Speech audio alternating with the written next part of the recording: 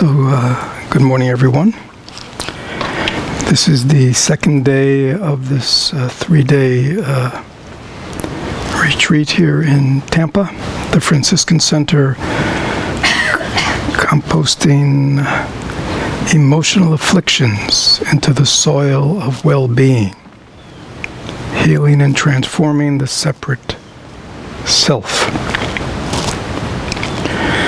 Before we move on, does anybody from yesterday, in terms of my talk or in terms of the practices that have been shared with you, the guided meditations in the last 24 hours, are there any questions, anything not clear in your own understanding of what was said yesterday? Do you see it differently in the guided meditations and where they were trying to help you see more deeply into your condition?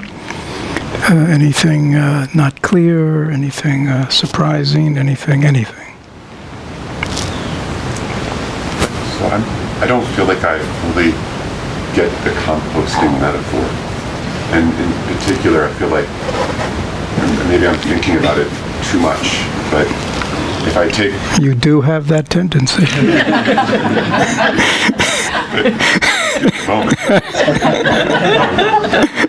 But so right now, composting emotional afflictions, I feel like there's supposed to be part of it where I'm taking, say, my fear or my grief or my anger and using that precisely as something that's going to help create a soil for something better. Yeah, that's the problem. Okay, yeah. So, the metaphor of composting has to do with taking something that left by itself is garbage, stinks, and rots, right? Which means these afflictive places within ourselves, when we leave them as we have to themselves, they continue just to fester. They continue just to rot, and they continue to give off a stink that perfumes much of our experience. Okay? So, yesterday we talked about ignoring it. It doesn't work. Bypassing it doesn't work, because jumping over it, going around it doesn't work, because it's still there. So the question is, what do I do with it? And you say, I want to do something with it. And the idea of composting it has to do with how do you work with it, rather than what do I do with it, and how do I, it's like, Stephen, if you work skillfully with the garbage, right, it will become soil by itself. You don't have to make it into soil. This is the leap, right? And we are, again, we are so outcome oriented. We are so, we don't understand that the means, is the end. Cause and effect are one. It is the working with these places of aggression and anger and fear and sadness and hopelessness and just jealousy and envy, and right. It is by holding them in mindfulness. Right. It is by looking deeply into them. It is by no longer acting out, thrust by them, but beginning a self-process of where we, instead, when they arise, we look deeply into them. We are deeply present to them. Right? Is the transformation, is the composting. Right? Again, you can go to the bookstore. You can go online. You can hear talks. And you will hear 1,000,001 things you could be doing. Right? But this is the direct way. And again, I understand where it is, And that's sort of what I was saying, trying to say in my talk yesterday. We are so focused on tell me what to do. Tell me what to do and I'll do it. But, we all know what to do. We just don't do it. Right? I've been practicing Dharma for 40 years, and at some point, 5-10 years into it, I realized if I had just only read the first book about Dharma that I had read and fully practiced it, that's all I ever needed. Really. And yet, what? We go on and on and on, looking for more techniques, more to do, when we haven't even done the first thing right. And I think it is a particularly disease that we have. Up to very recently, when I say recently, 100 years ago, it's fairly recent in human history, 50, most people didn't have personal libraries in their in their personal libraries in their home. They didn't have access to lots of books, right? When I went to Asia and lived in Tibet or whatever, places like that, most books were, Dharma books were either handwritten or, the laborious way of, hand-carved block prints. So if you were a Dharma practitioner, if you had a half a dozen books, right? In the monastery they may have a library, but most people, just had a few books. And that's the books that they just studied and practiced from. Right? And so when their teacher gave them a text to study and practice, that's what they did for years. Just perfecting that. But we are so, used to, what's next, right? All right, I finished 101, now I go to 301. I finished 301, now I go to 401. I finished 401, 501. You know what I mean? And we just ba-bum, right? So it's a certain mind state. It's an acquisitive mind state. If I might even say it is a consumerist mind state. Right? It's like what, all right, I bought that one. I've had that home for a while. What's the new model? We're always upgrading. And the truth is, last year's model is fine. It just, it just doesn't look as new as it did. So I think I must, as if somehow the quality of my life and the happiness and my enjoyment will somehow be, increased. And that's what we do.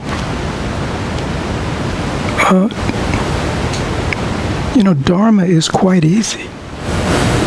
Spiritual transformation is quite easy. It's quite simple. Even though people write endless books about it, when you get down to the essence, it's quite simple.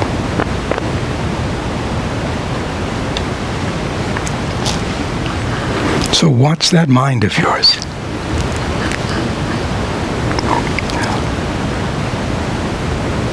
Anything else left over from yesterday? Yes.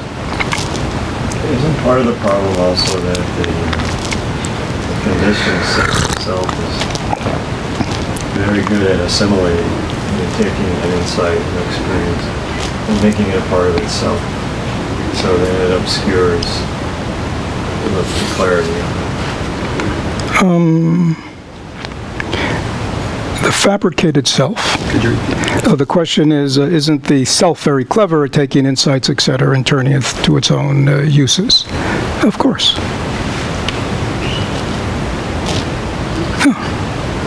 That's why we practice the practice of non-self in this tradition. That's why we get the message right from early on that this voice in our head that always is about me, that always begins a sentence with I, right, or always has the, or always makes the reference of me, is the problem. It's skewing things. Right? That self did not create that insight. That insight just came. Your understanding just comes. But self will just come in and make it about itself, and then have to what? Repeat it over and over again. And then get quite proud of itself. Wow, I'm really making progress here. I just had an incredible insight. Now I'm free. And then 5 minutes later, you fall down again. Now, why is that? Because it's not about collecting concepts. It's not about collecting insights. It's living them. Things have to be lived. We got to take the. There are lots of people. I don't know if there's anybody here, but there are lots of people who are in religious, spiritual, Dharma, Buddhist, meditative traditions, and if you talk to them, they tell you about their practices, right? And how their practices are going, right? To me, that's crazy, right? We're not here to collect practices and to do them good. Again, it's like, this is what we like, right? Give me a task. We're Americans. Give me something to do. Give me a task, and then I can measure how I'm doing, right? And wow, my practices are really going well. Good practice. Or my practices are really going bad. Bad. Feel bad. It's the same nonsense. Dharma is about the transformation, the healing and transformation that goes on in our life. Our practice is our life. There's no, right? If we create this thing called my practice that stands outside my life and it's something I'm doing, it's like, it's like clothes in the closet, right?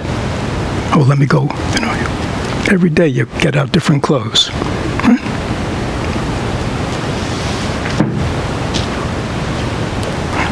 What practice should I do today? Right? What shirt, coat should I put on today? The focus of Buddhism is that which is putting on the clothes. That person putting on the clothes. Going into the closet and opening the drawer and deciding what to wear today, what practice to do today. He or she is the one we should be focusing on.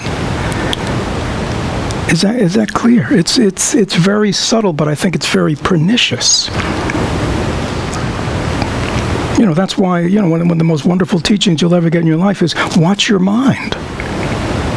You want something to do with your life? Just watch your mind. And that's a wonderful practice because it doesn't matter what you do, right? You can have the busiest life, you can have a non-busy life, you can be single, you can be married, you could work here, you could, not work. It doesn't matter where you go, wherever you are, there's your mind. Just watch it. Right? You'll learn everything you need to learn about what causes you happiness and what causes you suffering. What you do to create suffering for others and what you do to create happiness for others. It's all clear. If you want to know whether you have a real self or not, just watch your mind and see if you can find it. If you really are a self, if there really is something called a me, a my, an I, that owns this body, that owns the past, that owns the future, that owns all the experiences, all the insights. Just look in your mind and see if that's there. You don't have to read any books. But see, we're too clever, aren't we? Right, Steve? It can't be that simple. Right? Could have at least get a PhD in Buddhist studies before I could do that. No, just watch your mind. It'll all be readily apparent. And if you think you're an idiot, and I'd say you have a better chance than the rest of us. Because the rest of us have such complicated minds and so over-intellectualize and analyze everything.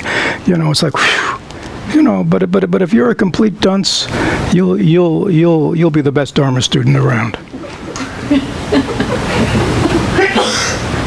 So So that's why there were Zen masters of all who said that their students just become a block of wood, become a blockhead. Just be a blockhead. Very simple. Yes. Another remedial question. Good. These are the best. You said your words this morning were, since yesterday, every time something in my mind would arise about a physical symptom, dizziness, eye pain, or fear, body coming from it, I would be with it. I would just be with it. And that would be great, and then it would come again, and I would be with it. And it would be great, and it would come again. It just comes repeatedly and relentlessly. And what do you do with that? Just keep being there for it? Well, again, so the question is, there's this very specific thing that Susan is watching, is turning her mindfulness toward, which is her which she's having some physical discomfort, and there's some emotional and cognitive response to that. And Susan is saying she just watches it. And she just watches it. And she watches it come, and she watches it go. And she watches it come, and she watches it go, and she watches it come, and she watches it go, and then what begins to happen? Deep down she gets frustrated. Yeah, because there she goes again. There's somebody in control, wants to be in control. Yeah, what is that? I mean, there are two levels of practice. One level is the practice of this kind of open awareness, mindfulness, where you just hold it. If you just hold it, it doesn't matter where it goes or what it does, it's all fine. Yeah. But what you notice is, I think that's what I'm doing. But back there's still somebody who's going, I don't want this. It's again, I'm doing this practice to get rid of it. That's the truth. See, we got to be honest with ourselves. That's the truth, right? And so you hear her going, hey. Right? Yeah.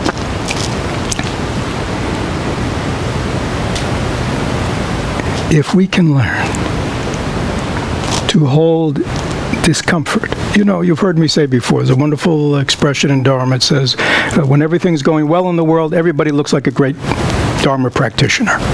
Right? It's only when things are not going well that you can see the real good practitioner from the one who's not so good. Right? Is that true? Right? When things are going away, it's easy to be happy. Right? I mean, you don't get any credit for that.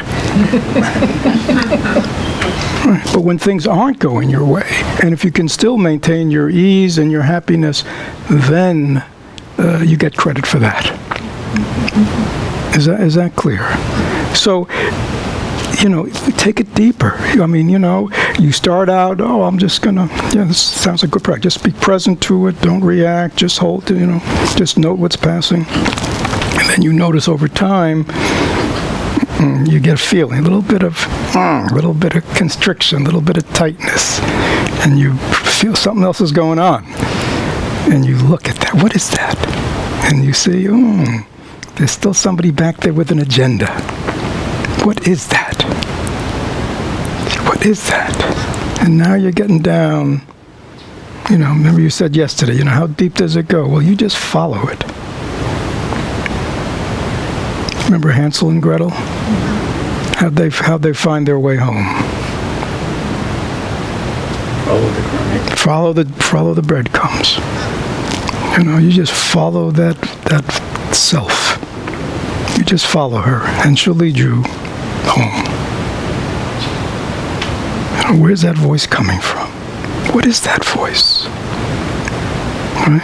Who cannot accept things as they are. Even though intellectually, how many times you've heard that expression? Thousands. Yes. Yeah, I mean, how many times do you buy into it? Every time you read it, that's right. And yet you realize, deep down, the other part of me has a totally different agenda, and she's still running it. Right? She doesn't want to let go, does she? Doesn't. So that's good.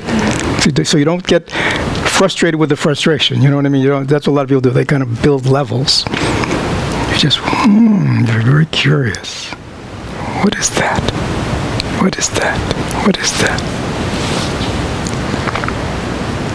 You want to know that.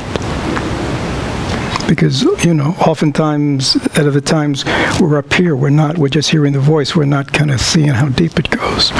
But in retreat, meditation, you have an opportunity to kind of, because you can work so consistently on it, to kind of get deep in there. Any other questions about yesterday? Yes. Yesterday you spoke about these old habits. Mm-hmm. And I was wondering if you could maybe give an example of working with what's busy and what's life. And there's this, I live alone, so when I have dinner, I tend to go pop in front of the television. I've been a nail biter since I was 5 years old. We're talking 60 years. Anxiety arises oftentimes when I'm not conscious of what it is. My hands are in my mouth. And that is something I've never really gotten down into the root of what's going on there. I know there must be some anxiety, but there's not always a story. Yeah, again, the question, the thing about watching TV, what was that about? Was that a question, or was that just a... Well, it's like a habit pattern I don't let go of. Yeah. So it's just... Well, let me just put that aside. That's what I want to go to today, how to practice, so that's good. Anything left over from yesterday? Oh, good.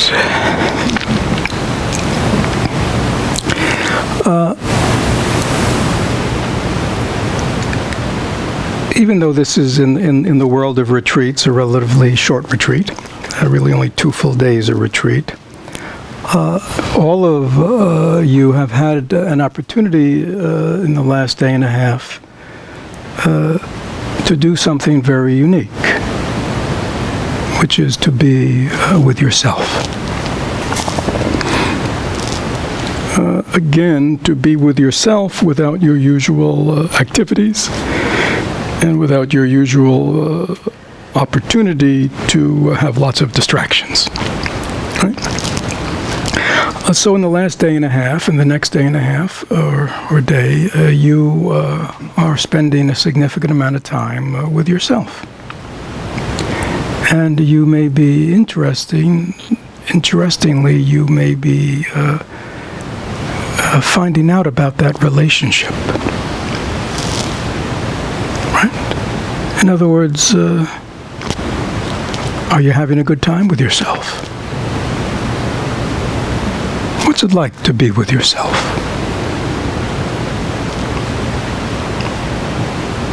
Or is it not a good time?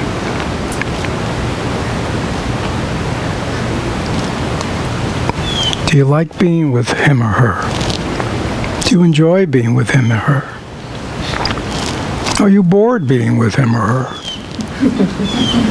Are you frustrated being with him or her? Are you disappointed being with him or her? So it's very interesting.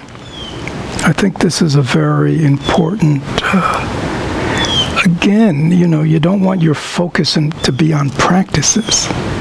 We do the practices to learn about who and what we are. So so please take note of what, like in relationships, people have relationships in life. And often it's good to be aware of the quality of that relationship. Right? Are you really happy in that relationship? Do you really enjoy that relationship? Or not?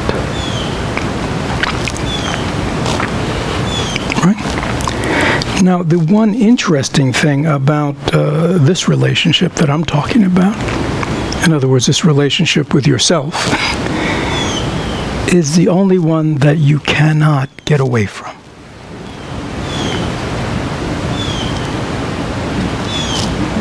There's no divorce here. There's no leaving here. There's no separation. You're stuck together in the same canoe. And you can't get out.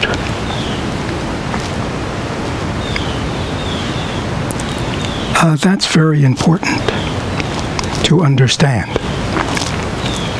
Okay? Because when you know that the person in the canoe with you on this 3,000-mile journey you've just set out on is going to be with you the whole trip.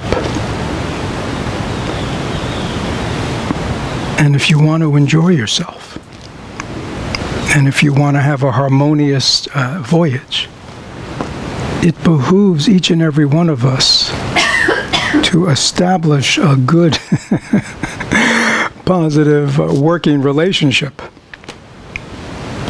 with this self. Because he or she's not going anywhere, right? You might have jumped in the boat first. Remember spiritual bypassing? You might have jumped in the boat and started paddling off thinking, oh, all by myself on my spiritual journey. Right? Got away from him or her. And all of a sudden you look back. Who's in the boat with you? And doing the same stuff. Talking the same way. You're rowing in that direction. It wants to row in the other direction. You know, it's... There it is. So please be aware. Be aware of this, what's gone on in this day and a half that you've been with yourself. And see how that is. And if it's not a good relationship, then it needs some work. Right?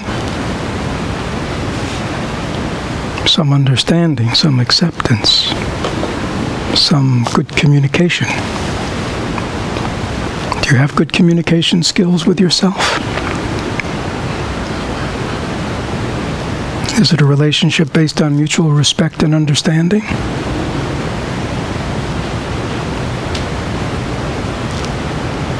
Is there loving kindness present?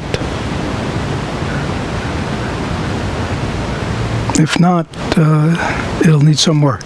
And this is the primary relationship. I mean, if you're not working on this one, forget it.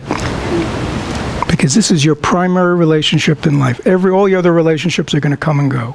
This one, it's going to be the last voice you hear when you die. This is the one that's going with you. And when you understand that, you understand, I want to get this right. I want this to be a good working relationship. And I want all the qualities that I want in my external relationships with others, I want them in my relationship with myself.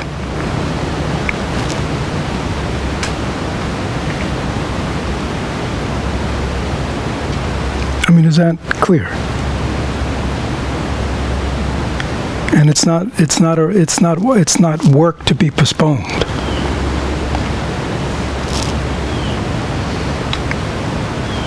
It's gone on too long.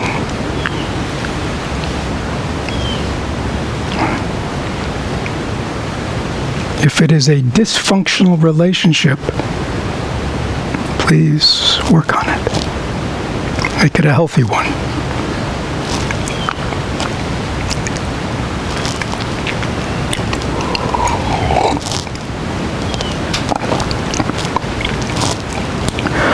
Again, I want to repeat something I said yesterday, just for emphasis.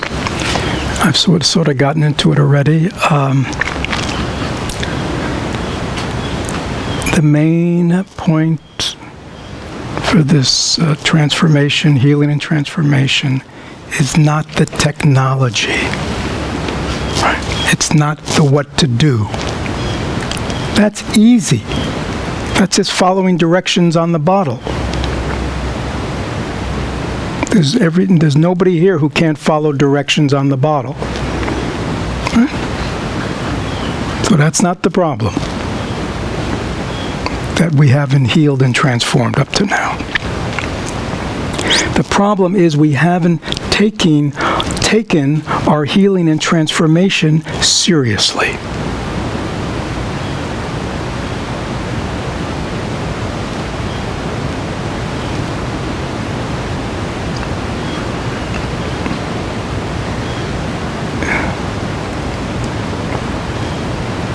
You know, in traditional Buddhist practice, and now I'm talking about those people who traditionally are entering Buddhism not as a kind of religion or not something to believe in, but as something to practice. For those people who've entered really the meditative traditions, where real healing and transformation they want to occur.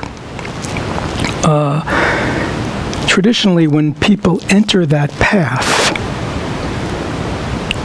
in the beginning, they are given reflections to do. In other words, please reflect deeply on your condition. What is the condition of your life? What is the condition of the people around you? What is the condition of human life? To look deeply into it, to reflect on it. To really look deeply into what are the opportunities that having a human life afford me?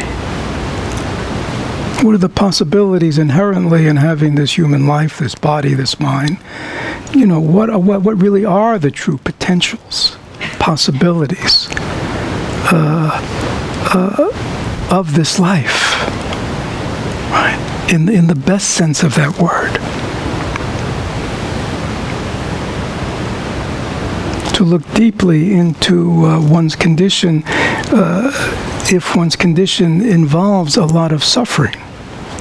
And when I say suffering, I mean I'm talking about anger, fear, anxiety, despair, sadness, jealousy, all those afflictive emotions, which we think are normal.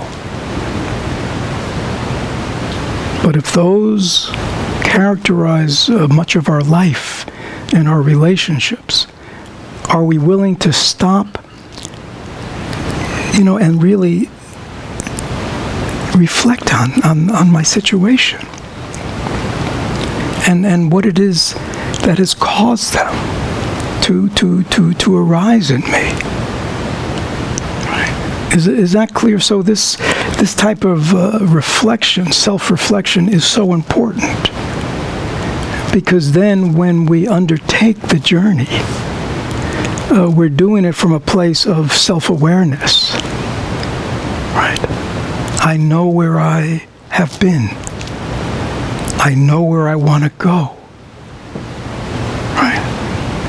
And there's a real, very personal.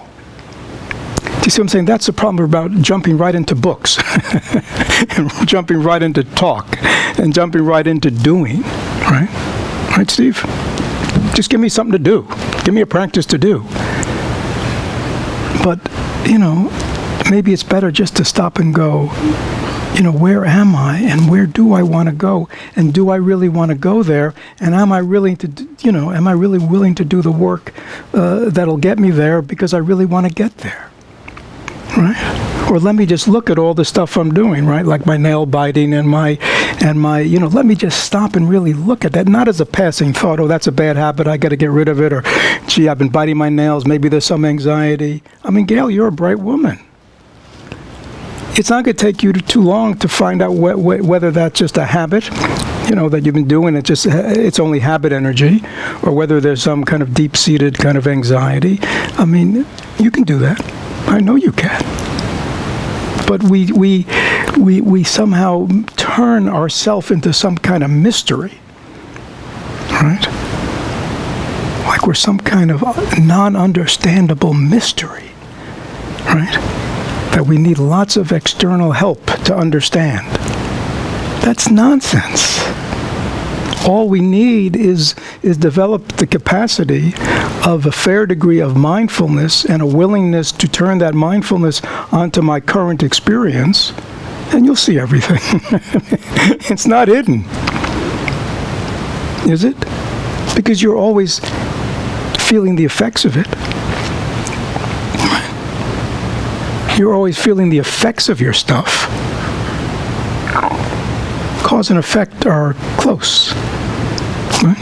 If you're feeling the effects of something, the cause cannot be too far away. Especially if you're feeling the effects in your own mind. Right? If you're feeling the effects in your own mind, in your own patterns, the cause has to be right here too.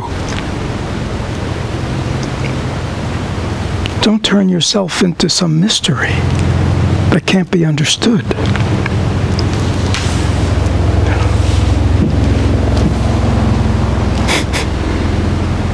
The truth is, most of us are open books. How do we know that? Because when somebody else is doing something, we understand them perfectly, don't we? Yeah, we have no end of trouble of seeing their stuff and what's causing it. Right? That shows you. I mean, we have the capacity. We just don't like to do it with ourselves. It's like, oh, it's so hard. It's like we gotta turn, this, like this. We're so used to going out.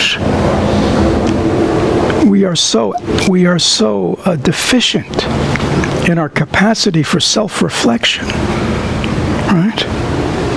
We are so outwardly driven, right? We are so ignorant of ourselves that it seems like this is so, only some great meditator in a cave who's got 30 years to practice could ever plumb the depths of my mind.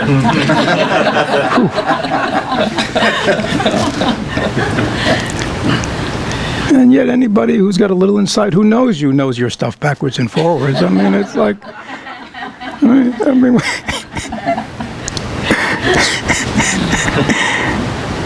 is that clear?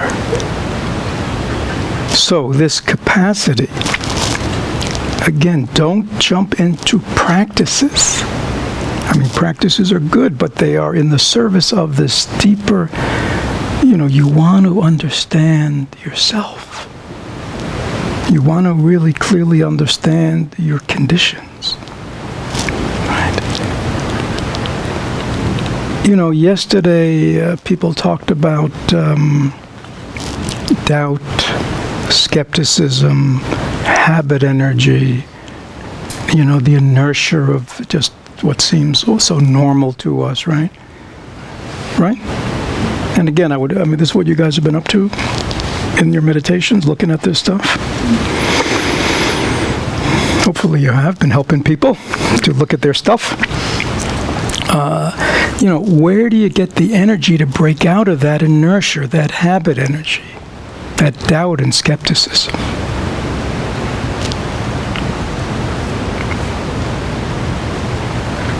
You got to look deeply into your condition. And you have to be able to label it appropriately.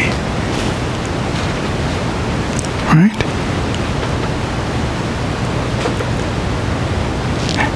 You know what they say about pigs? Pigs are happy where? In shit. Right?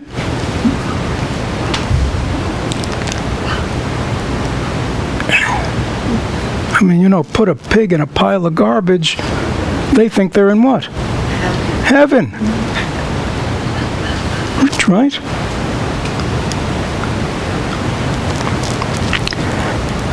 You put a human being in the same condition and we'll say what? Get me out of here. Right? Get me out of here.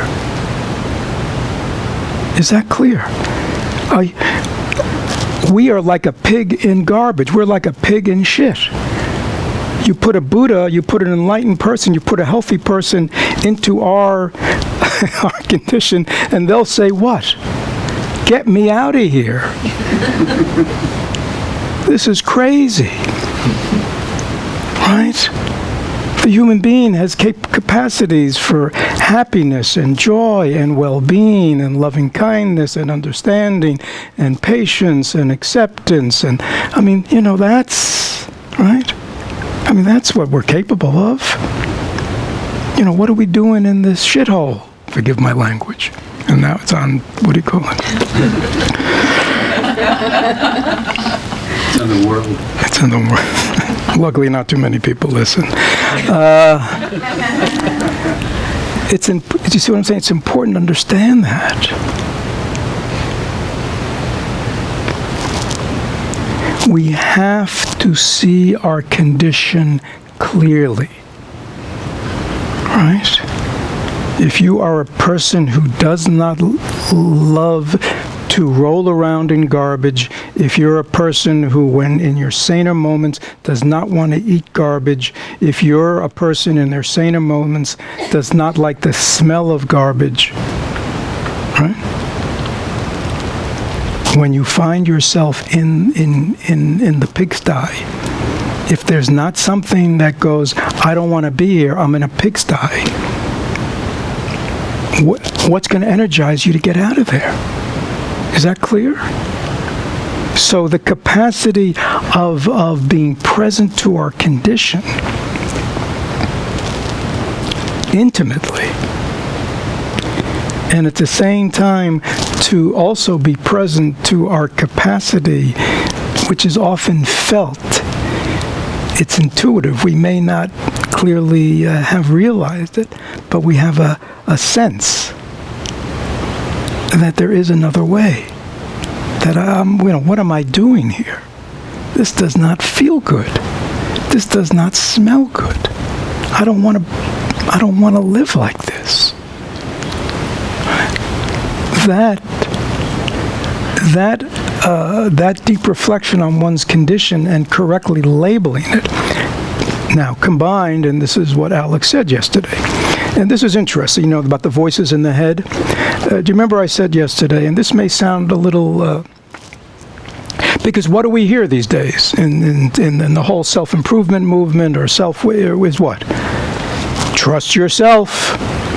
Honor yourself, right? Isn't that what you hear? Trust yourself. Honor that inner voice of yours, right? And yet the truth is, if the voice that most of us hearing is not a voice to be listened to, that's the problem. The advice is good for somebody who has an authentic, enlightened voice inside themselves that really can direct them always to the high road. But many of us, that's not the voice we hear when we go within, do we? So it's important to understand sort of what, again, I'm going to repeat what I said yesterday. If there is a transition point or transition process, right, where we need, it's sort of like, if you have a broken leg or a sprained ankle, you need a crutch, right? You need a walking cast, don't you? That's not an admission of failure. That's an admission that something is not working by itself. Right? Now, 3 years later, if you're still on crutches, there's a problem. If you still got the cast on, there's a problem. It should come off, right? But in the transition period, we must have other things in our life to support this movement toward well-being, toward wholeness, toward healing, toward making the right choices. When the voice within us is not clearly giving us the right choice. So it is a deep understanding, clear, unvarnished willingness to look at our condition. It is a sense of a whole nother way that is possible, and it's having the things in our life that we can trust and have confidence in that will move us along. When you have that, then consistently doing the practices become much more meaningful, because now we can do them consistently. The problem is we don't do the practices consistently, right? We do them when we want to do them, right? We practice patience when we want to practice patience. But I don't want to practice patience right now. I want to be pissed. Right? Don't tell me about acceptance. I don't want to accept this, right? Yeah. I want to practice fearlessness except for this situation. But this is really something to worry about. Whew, this is a real thing. Yeah, I want to be an understanding, compassionate person, except with this jerk. Right? This one's outside of my practice. You see, this is it. We have our little practice, and we practice it in this little universe where everything is kind of under my control, doing it my way, picking and choosing how I apply it, when I don't apply it, right? When I'm on, when I'm off, right? We practice when we're down here in the meditation hall. We get up to our room. Who needs to practice? Time off, we can, right? Nobody sees me. I can do whatever I want. If that's the case, we don't really own the practice yet, do we? Yeah.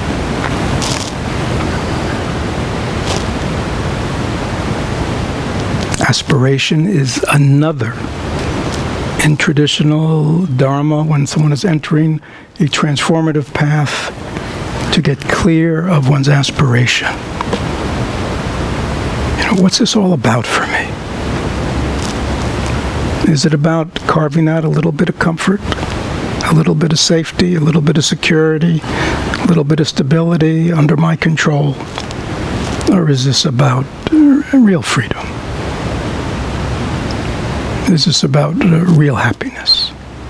Is this about developing an ease of body and mind that is not conditioned on how things are going? What's my aspiration? Am I here just to benefit myself, or do I really want to benefit others?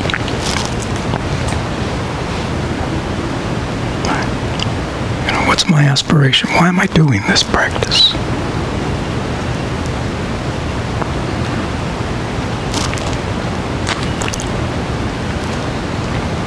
Do I really want to be a better member of society, a better husband, better wife, better friend, better son, better daughter, better mother, better father? And do I understand that these practices and teachings, if I follow them, will help me play all the roles in my life in such a better way? Quality, value. And if that's my aspiration, is it in my mind all the time?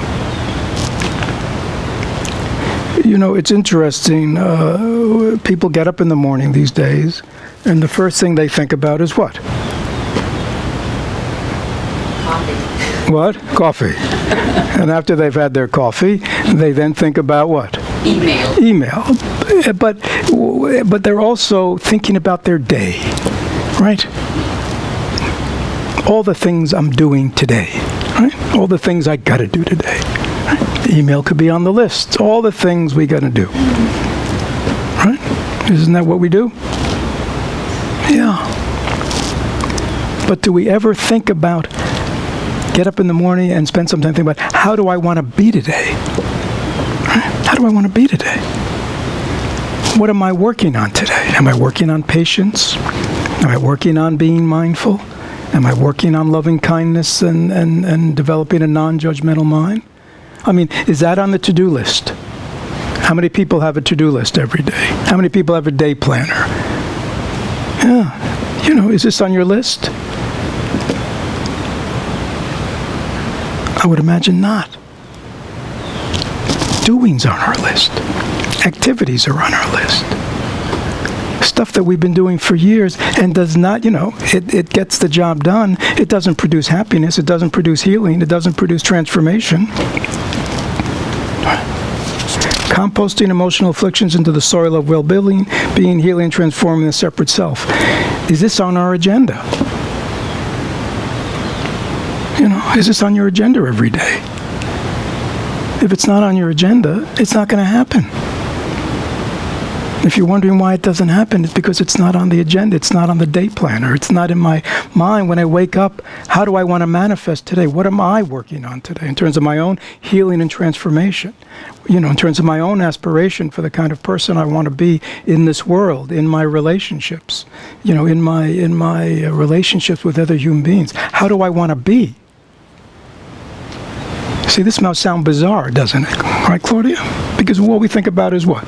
What I'm going to do with these people. Got to take this one here and take that one there and buy this and shop for that, right? But can you see how distorted, how it's distorted we are? Because at the end of the week, end of the year, we go, no, it's really about the kind of person I am. Right? That's what it's about. We all know that. And yet, it's not on our agenda. It's not what we're thinking about. We're thinking up, we're getting the coffee, we're getting to the email, we're looking at what we got to do today, bump, and we're just doing it. And another day goes by. And we are just unconscious beings, endlessly continuing the patterns of the past. And we wonder why. Is there any doubt? Why? Can you see it? Of course it's going to be the same old, because we're the same old, doing it in the same old way.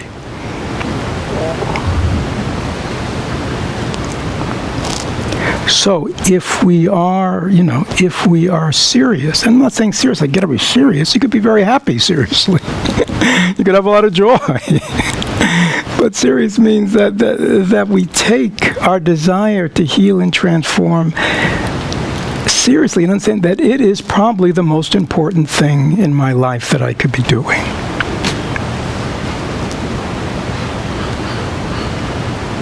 Jobs come and go. Right? Goals and objectives come and go. But your relationship with yourself is what's always there. And if you're not focused on it, if you're not focused on your mind, if you're not focused on how you want your mind to manifest today, it will not transform. It cannot do it by itself. Right, Steve? The garbage left to its own will what? Continue to rot. Do not be surprised. Right? It can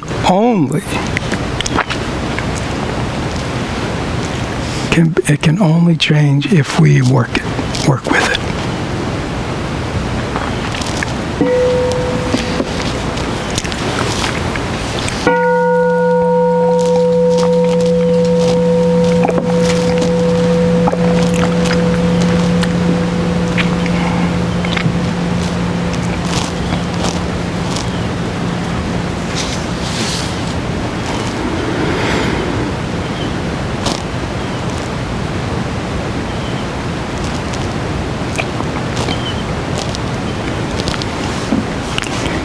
Any questions about any of this? Please, if you don't understand something, or you disagree, or you see it elsewhere, you think I'm just some sort of religious fanatic or something, I'm kind of extremist, please point it out to me so I can mend my ways. Yes.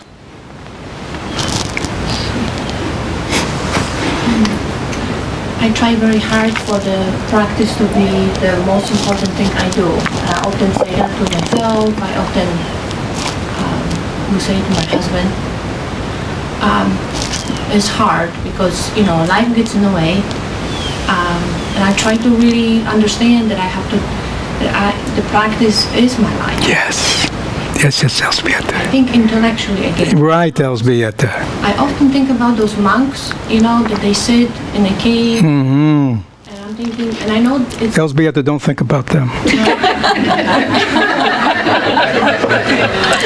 Well, then I think my whole fundament. Yeah. Thinking, maybe I should just wait. I'm just going to retire, I'm going to retire. I will have for all time for all this. Yeah, but what if you get hit by a bus? Right? Right. Yeah, so no.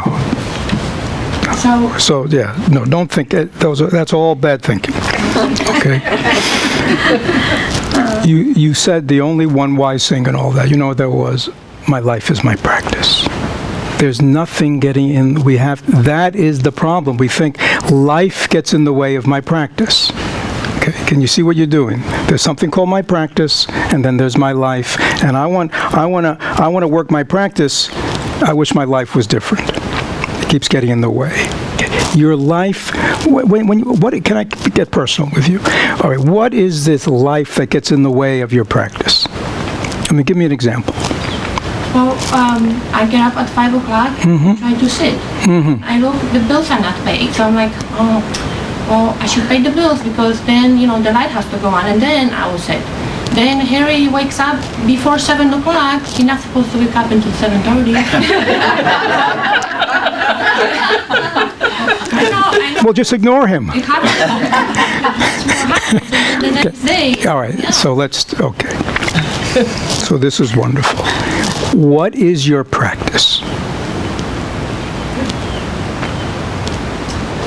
Then I get up. No. I'm asking you a question. What is your practice, Elzbieta?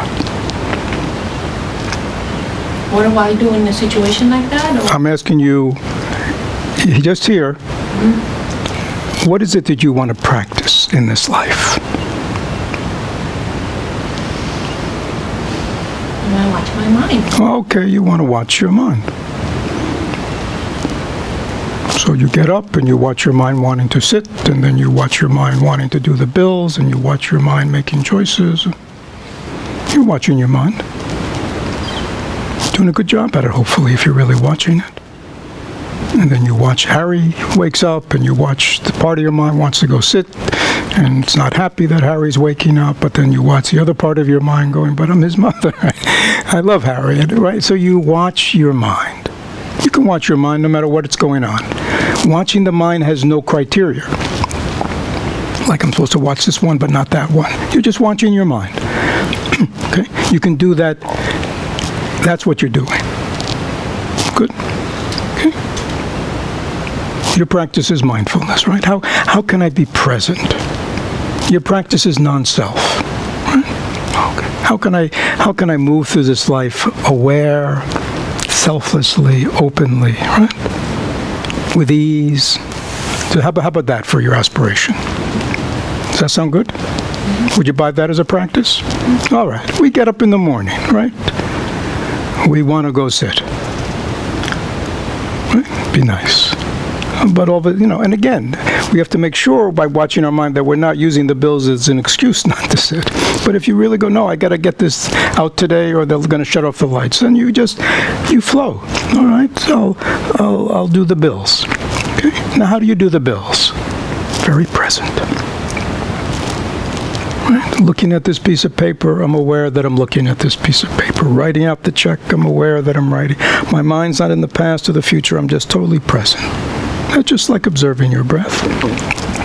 You can even be, as you're doing the bills, aware of your breathing. Right? Yeah, just like that. Harry wakes up. Elzbieta wants to go sit. The self says, this is what I want to do. But something else arises. That's part of your life that you need to respond to. So rather than holding on to this self-created thought about I want to do this and I want to do that, or that's good for me, right? You go to Harry. How do you go to Harry? Relaxed, happy, present, mindful, no past, no future, just totally with him. Isn't that the practice of mindfulness? Isn't that the practice of living in the here and now? Yeah. It's right here in life. Don't see your life, right? Nothing is an obstacle. Practice is our life. Life is our practice. Bring all these things you want into your life. Mindfulness is not some abstract thing, that goes on in some other alternative universe. That's what we think, isn't it? It's not like that. It goes on in caves. Right? You could be in a cave still going on about the past and the future, and I don't really like this cave. Or, God, what's that mosquito buzzing around? I mean, God damn it, I'm all out here in the mountainous caves, and still the mosquitoes are... You could be taking the whole drama with you, even into the cave. You are very fortunate. You have a full life. And either Elzbieta can kind of hold on to how she wants it to be and create misery for herself and others, frustrated, disappointed, right? Or she can let go and just embrace her life and see her life. Her life has everything she needs. You want to develop patience? Get married. Right? Right? Have a child. If you don't have enough, have another one. Right? Do you want to learn to be selfless? Have a child. Have a relationship. Right? I mean, where else are you going to do it? Where else are you going to practice mindfulness but in your life? With everything that arises, you're just present to it. You let go of self, you let go of how she wants it to be, how she thinks this moment should be. You just flow like the river. You've ever heard about living life like a flow? You've read about it how many times? Millions. Okay, take it into your life. Just flow. Whatever arises, you just deal with it. Half smile on your lips, open-hearted, relaxed. Doing the bills is a practice. It can be a mindfulness practice. Being with your son is a mindfulness practice. Being with your customers, clients, it's all the same. Could it be this simple? Sounds like. Yeah. Don't make it too complicated, and stop thinking about monks in caves. How do you know they're really happy? Maybe they're up there thinking, "Oh, if I only had somebody here with me." I actually was thinking about the monks, so they can come to my life, how they will do then. You're right. there you go.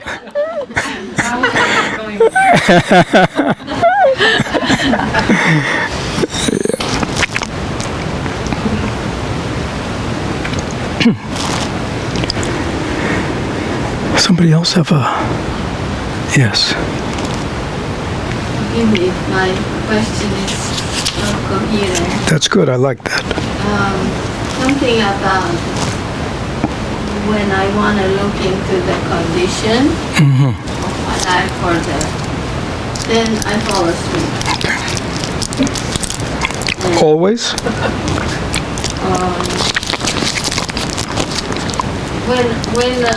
When I'm not in my mind, when I try to quiet my mind, I go to sleep. So this is always, or when since you've been on retreat, or when you're at home, whenever you meditate, you're saying, or what? Most of the time. Okay, so the question is, or the comment is, I find that most of the time when I practice meditation and my mind quiets down, I fall asleep. And how long have you been meditating? I don't know whether to call it meditation. Oh, what do you call it? What do you sit? So how long have you been sitting? 2 years. 2 years. And how often do you sit? Almost every day. And for how long do you sit? Half hour. Half hour. And you always fall asleep as soon as your mind quiets down. Do you Maybe it's a way, I don't even know whether I first fall asleep and that's how it quiets. I'm not sure. Okay. I mean, are you tired? A lot? Do you get a good night's sleep?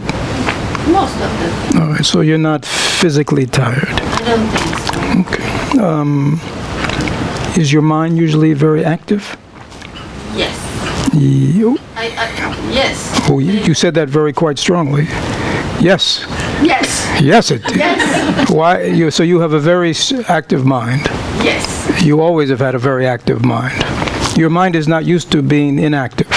Yes. All right. So your mind, what it's used to is when your mind historically would only get inactive when it went to sleep. Yes. All right. So that's what it's conditioned to. Okay. So you're trying to do something different. You're trying to teach it. There is this kind of meditated quiescent state, right? That is not the endlessly distracted mind, but it's not sleep. It's something else. That's a mind you're trying to cultivate, and your conditioning doesn't understand that yet. It thinks she's quieting down, must be sleep. Time to sleep. Okay. So you're going to have to recondition your mind that we're doing something else here. What are we doing here? I think that's why I said it's not very coherent, because I also have a sense when you said why and what. Where are we going with this? I think I also have a conditioning that says life is just coping. Where'd you hear that from? You don't want to know. Okay.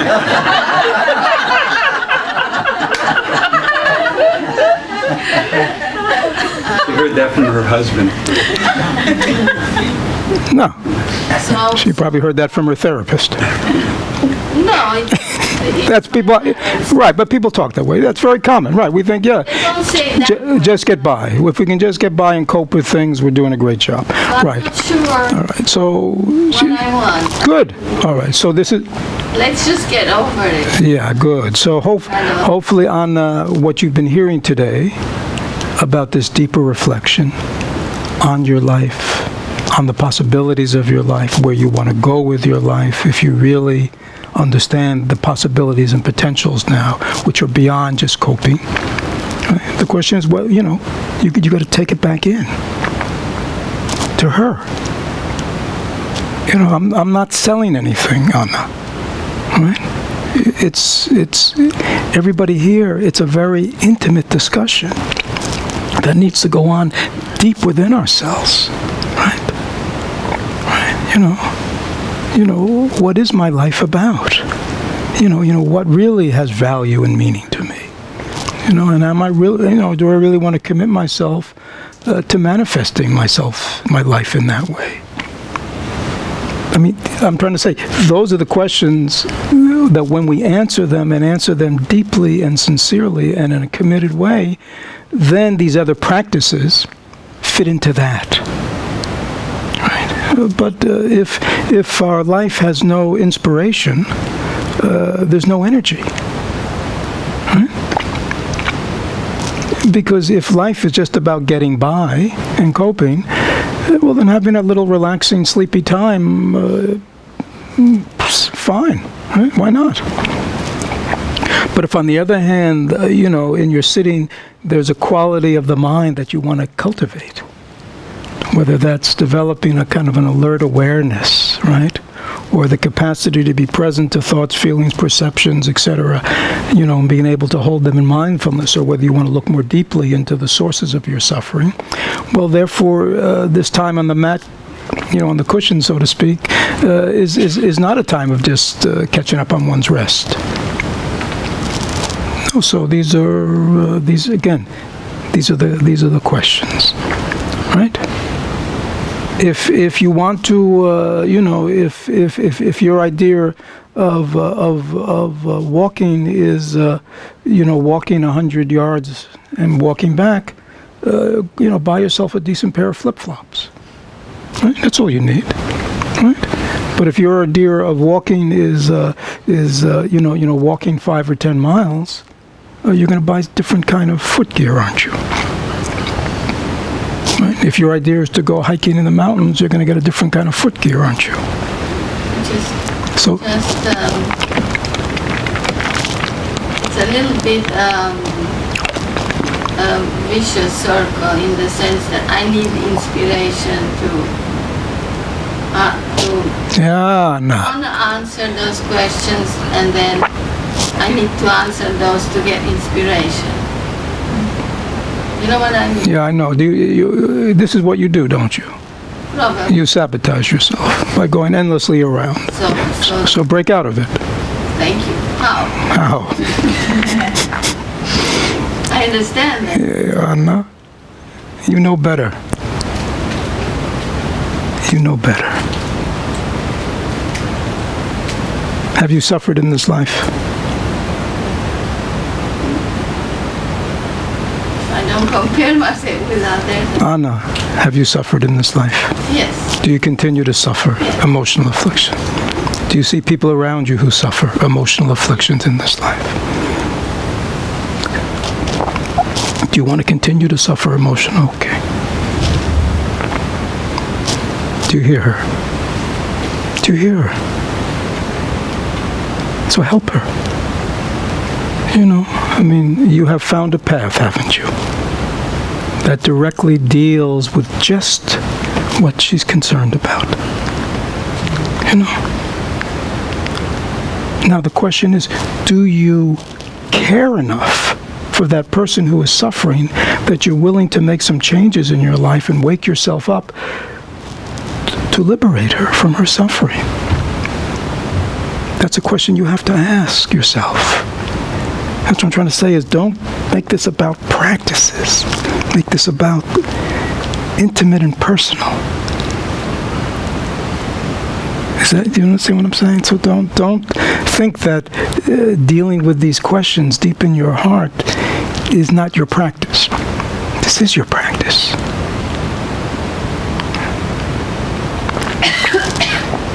So you see, when you now it's kind of simple, isn't it? And then your mindfulness meditation, your deep looking meditation, your loving, all the things you do, cultivate, are all in the service of, because if I don't use my mind in this way, I create friction.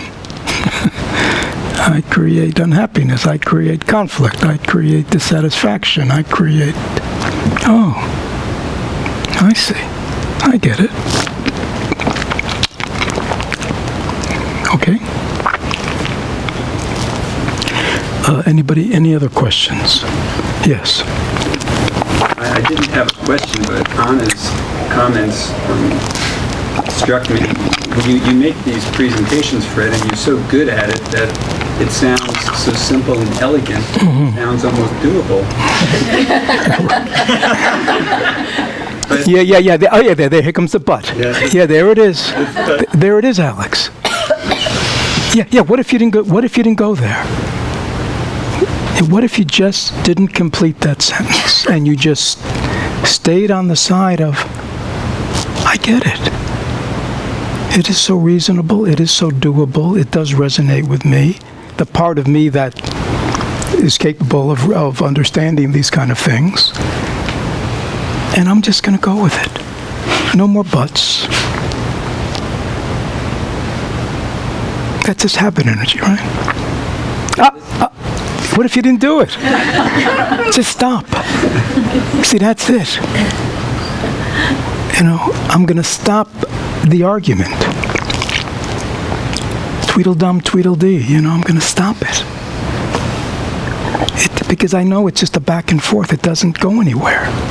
It doesn't serve me. I'm done. No more buts. It's all clear. I've gone over it enough time, reflected, checked it out. Yeah. There's some people who never buy the car.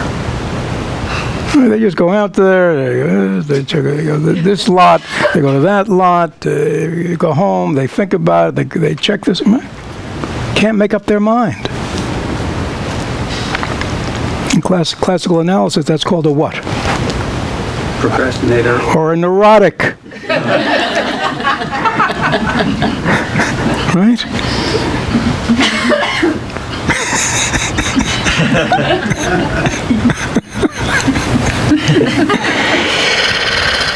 You called me worse for that.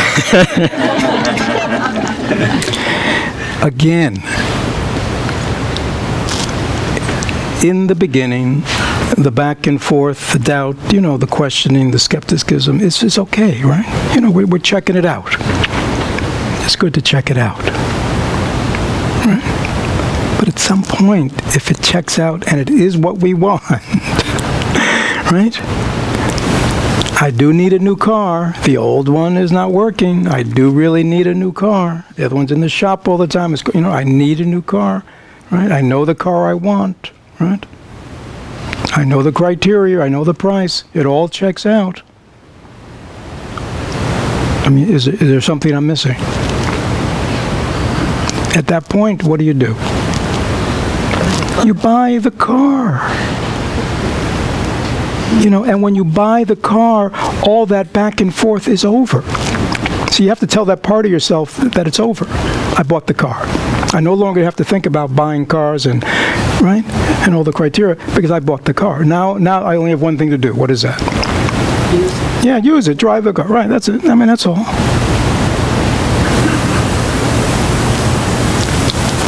Did you buy the car? Then you don't have to go back and forth anymore. Can I finish now? I'd rather say no, but I know you. There's a part of me that, I'd love just to hit you on the head, but you wanna.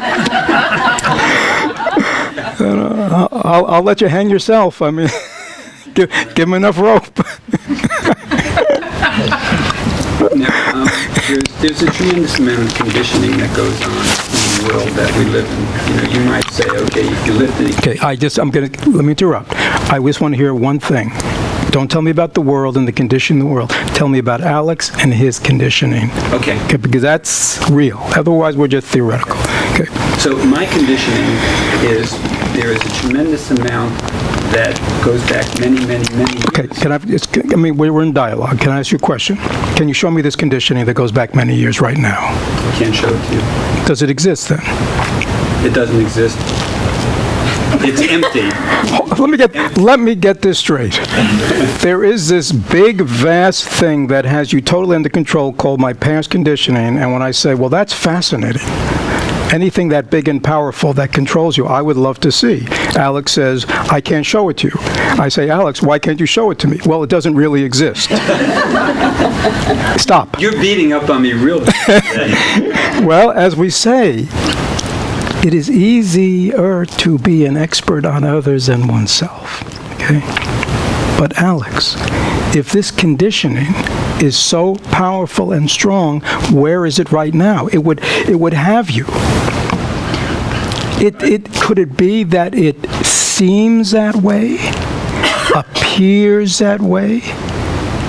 Absolutely. Okay. This is what I was trying to get to. Good. The conditioning is clearly a fabrication. It's made up. You're free. And you're free. Well, what I'm trying to say is that every time it arises, when you look at it, just go, this is just a fabrication. I don't need to listen to it. Thoughts are fabrication. This voice is a disembodied voice of God knows who. My father, my mother, my third grade teacher, all the dysfunctional thoughts I've ever had in my life. They're all come together in these thoughts. I'm just not going to listen to it. It's fabricated. It gives me bad messages. I'm just, it can be in my, it can still arise in my mind, and I can hear it, because of causes and conditions, it still arises, but I'm not going to listen to it. It's just a voice, correctly labeled, and I just let it go. It has no power to run me then. It's done. Now again, it doesn't mean that it's, when you do that the tendency, the impulse to listen to it will not arise again. That's called practice. That's where we practice. can I cultivate that practice of really clearly identifying that which has always seemed so real and that I've so identified with, that voice in my head that speaks, as I said yesterday, with such conviction and authority, and that I've always listened to. Now look, I mean, this is getting nonsensical. Everybody in here, do you remember as a child, did you listen to everything your parents said when you were little? Yes, you did, Charlie, when you were little. Remember, yes, you did. We all listened to our parents, right? Right? When we were little. Right? Because they were our authority. Right? And we believed they were, well, we believed they were right. Right? Right? Now, Claudia, you have children. You probably remember at a time when they treated you that way. Right? And then what happened? And they began to have what? Right, their own thoughts, which they listened to. Right, okay. So we know that each of us has gone through a process where we at some point treated our parents and everything they said like it was the word of God, word of authority, and then for some other reason we began to not. Right, okay. We can do it again. Except now it's our conditioned voice in our heads. We don't have to listen to it. You know. And again, it doesn't have to be like some people. It doesn't have to be open rebellion against our parents. It doesn't have to be open defiance, does it?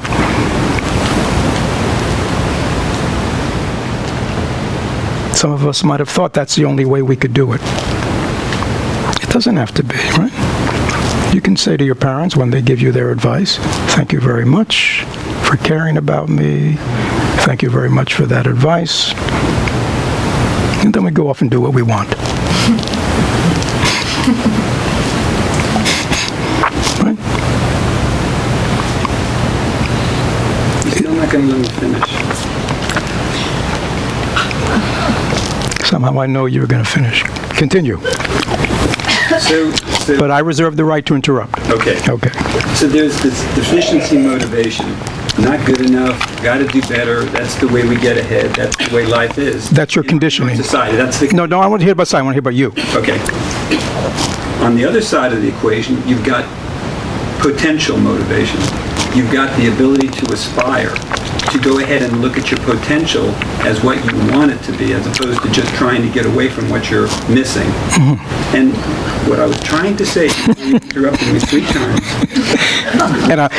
And I may not be done yet. Go on. was that in order to go to that other end of the equation, the growth potential part of our lives, we need inspiration. And we need a teacher to undo all of this that's been so well packaged as if we believe it. So I'm saying that this is, since you don't like when I use concepts, I'll say, if you've got a broken leg, you need a crutch Right. to go ahead and help you heal before you go ahead and say, I don't need that crutch anymore. Right. We're in total agreement. I bow to you. Yeah. Yes. I have kind of a follow-up question to the crutch car. So let's say I buy the car, but I only need an economy size right now of my life. Okay. You know, like this is Right, I understand. about the same. So, and you keep saying that it's easy and that the instructions are on the side of the bottle, so I'm linking that now to the car and accessories in the car, and just what am I buying? Like, I know it's probably so easy, but I'm getting lost in, like, what am I really buying? Like, what is... Okay, let's come back, Claudia. Okay. Let's go the other way. Okay, when we find ourselves spinning out, Yes. it's good to stop Okay. and just come back. Come back to your breath. Come back to zero first, which means let me just relax. I get myself all worked up, right? You can see we get ourselves all worked up, either emotionally or we get ourselves worked up conceptually. The thought, you know what I mean? Okay. Like you say, you get to the point, I'm not even sure what I'm doing anymore, right? Okay, what the hell? Where am I? So it's to stop. That's a wonderful point, to stop, when we feel lost, when we feel confused, don't keep going, right? It's not a good place, is it?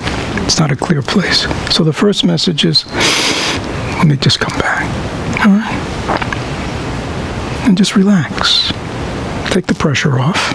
Can you take the pressure off? To figure it out, to get it right, to get the car metaphor right, to get the life metaphor right. You know what I mean? Can you see? You know what I mean? Just drop it all and just relax. Is everything okay? I mean, trees are still there, right? Sky's still above, Earth still below, everybody's still here. Everything's okay. You're still breathing? Isn't that wonderful? So just notice that, Claudia. Come back to reality. Because as Alex pointed out, in this fabricated mind of ours, it can just, in a moment, take us right to all kinds of places. So we just want to come back. That's that kind of basic grounding in body awareness, the breath, present moment. And when you feel that you have, not just like that, but give yourself a few moments to really feel, all right, I'm grounded again. All right, let me begin at the beginning. Why do I need a car? Okay. Why did I have the criteria I had that led me to choose this car? Oh, all right. Oh. Okay, now I'm back on track. Okay. So, you want a car, you want a spiritual practice, you want a spiritual life. Because when you look at Claudia's condition, you say there needs to be some change. Right? Are you clear? Are you clear what that is? I mean, I don't believe our spiritual life should be fuzzy-wuzzy, feel. You know what I mean? It shouldn't be mystical, new age. I mean, it's like very practical. Right? So when I look at my life, I see there are areas in my life, even though there may be all kinds of good things, where I cause suffering to myself, or I am not really capable of really being with those people in my life, in my family, my job, the way I really want to. And now I really know I have the potential to be. Okay? Oh, okay. All right. So that's why I started looking for a practice, a spiritual path, something to guide me and support me, inspire me, mentor me. Right? And just keep it simple. And keep it close to you, to your heart, to your life. Don't spin it out there. And then it's simple, isn't it? Oh, yeah. I'm walking this path because, X, Y, Z. I'm embracing this path because of X, Y, Z. Is that clear? I mean, is it not or not clear? What's not clear, Claudia? What is the path? Because I know you said before that you can't pick and choose.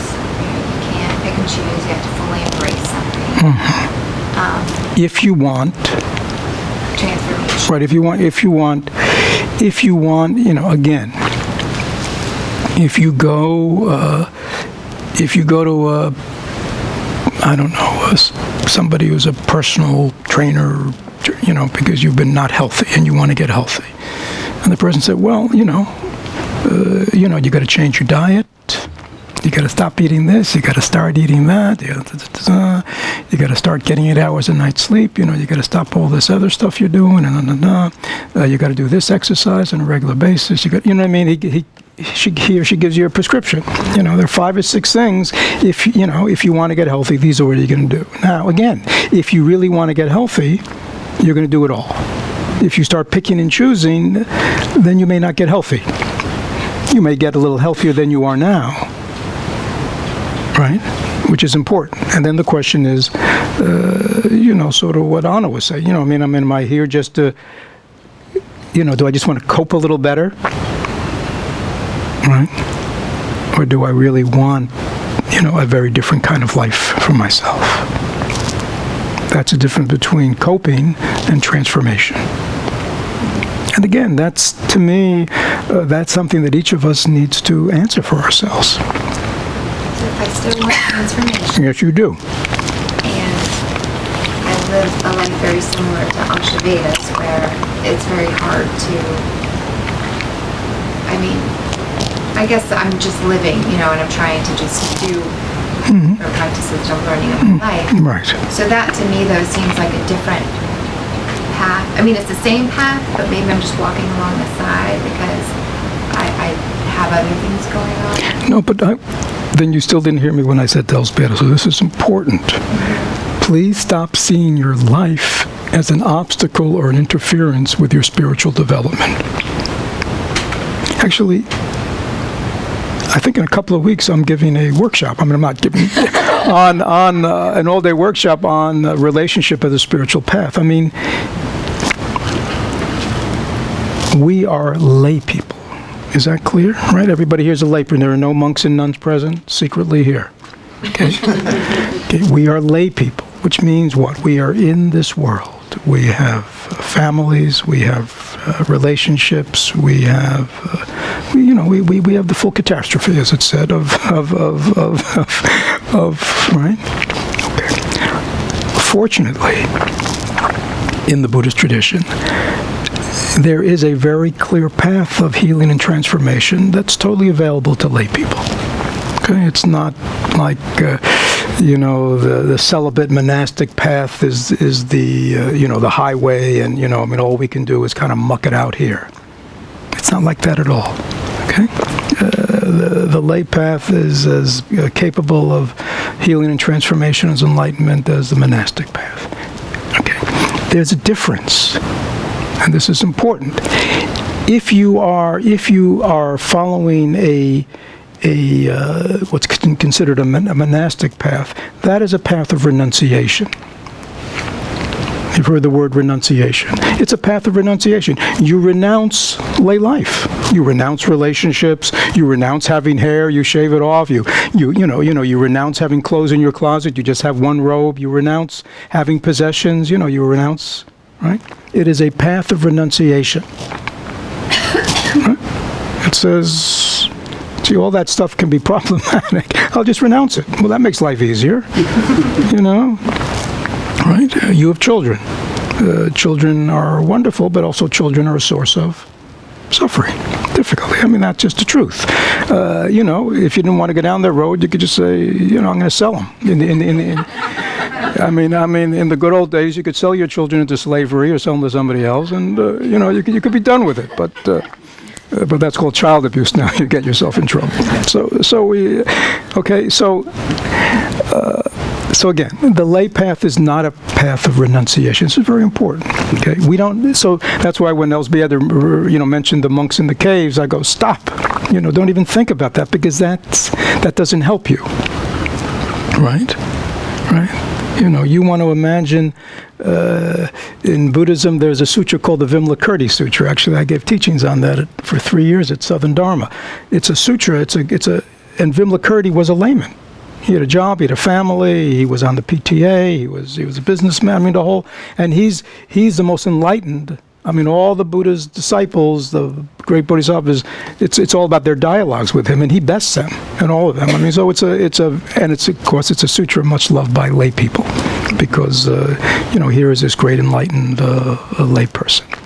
So we need to understand that as a lay person, since we are in the world of things, we are in the world of relationships, that seeing that as a source of evil or seeing that as an obstacle is totally wrong. We have to see everything in our life is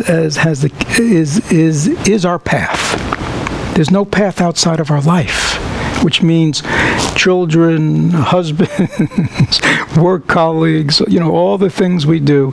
This is where I practice. And what do you practice? Being present, living in the now, being mindful, being open, being compassionate, being loving, being patient, right? So it is a wonderful path, because you're being challenged all the time, aren't you? Yeah. And it is, what better place to work on the practice of selfishness and self-centeredness than in the world of relationships, because what comes up there? almost nonstop is what? Me. Versus you. Right? So it is a, you know, again, if these are not considered obstacles or, ooh, I just got to get rid of it. But it's saying, well, what opportunities? Because if I could just stop, see what's coming up in me. Remember we started yesterday, what's going on, and work with it internally, I can make wonderful spiritual progress. So, you know, so that's why, again, when things go well, wonderful. When things don't go well, wonderful. Because you're hopefully in your path are developing skills and tools that help you work with, right? Right, Steve? So we, you know, it's you know, not only have we read the book on composting, but we got ourselves the compost bucket, and we got ourselves a shovel and a pitch. You know, we have tools, you know, to turn you over the garbage, right? Oh, okay. So I don't have to be freaked out by garbage anymore. I know how to work with it. I know how to work with anger. I know how to work with fear. I know how to work with sadness and grief. You know, I know how to work with egocentricity and my own selfishness. You know, I know how to see it, and I can recognize it. And are you clear? Good.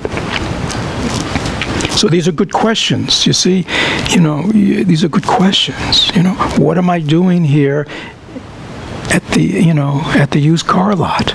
You know, if you just find, you know, what am I doing here? You know, why do I want to buy this car? Right? I mean, I'm not, you know, see what I'm saying? In Buddhism, it's like, those are good questions. You know,